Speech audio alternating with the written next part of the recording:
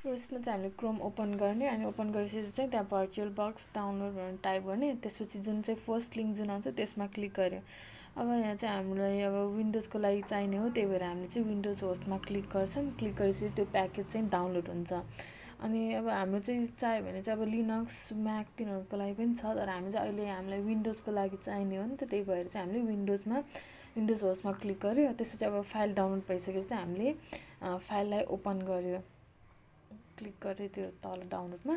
अनि त्यसपछि त्यो डायलग खोलिसकेपछि त्यहाँ चाहिँ अब नेक्स्ट गर्दै गयो, नेक्स्ट गर्ने। त्यसमा पनि अब आफूलाई त्यो फोल्डरमा नराख्ने अर्कै फोल्डरमा राख्ने, त्यो ब्राउज गरेर अर्को फोल्डर अथवा अर्कै लोकेसन चाहिँ चेन्ज गर्ने, पाथ चेन्ज गर्ने।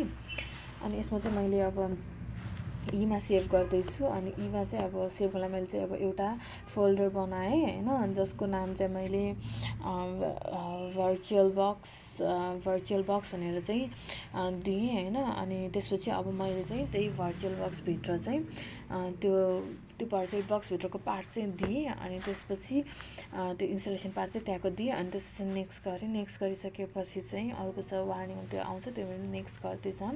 त्यसपछि यसमा पनि अब यो चाहिँ अब पछि चाहिने डिपेन्डेन्ट चाहिँ आफै इन्स्टल गर्छ, त्यसैले यसलाई पनि अब हामीले गर्दै जाने होइन। यो चाहिँ पाइथनको त्यही कोरहरू चाहिन्छ, त्यो के भन्न खोज्यो हो, त्यो चाहिँ नेक्स्ट गर्दै जाने, त्यो आफै डिपेन्ड्स पछि इन्स्टल हुन्छ। त्यो चाहिँ फेरि अब लास्टमा इन्स्टल गर्ने होइन।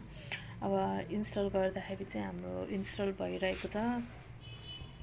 इन्स्टल गर्दाखेरि चाहिँ अब एकछिन टाइम लाग्छ। अब आफ्नो नेटवर्कको स्पिड कस्तो छ त्यसमा पनि भर पर्छ।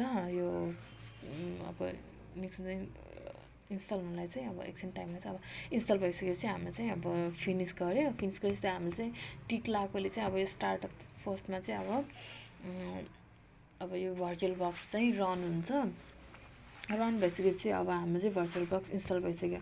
अनि हामीले अब भर्चुअल बक्समा अपरेटिङ सिस्टम एड गर्नु पऱ्यो भने चाहिँ त्यो न्यूवाला बटनमा क्लिक गर्ने।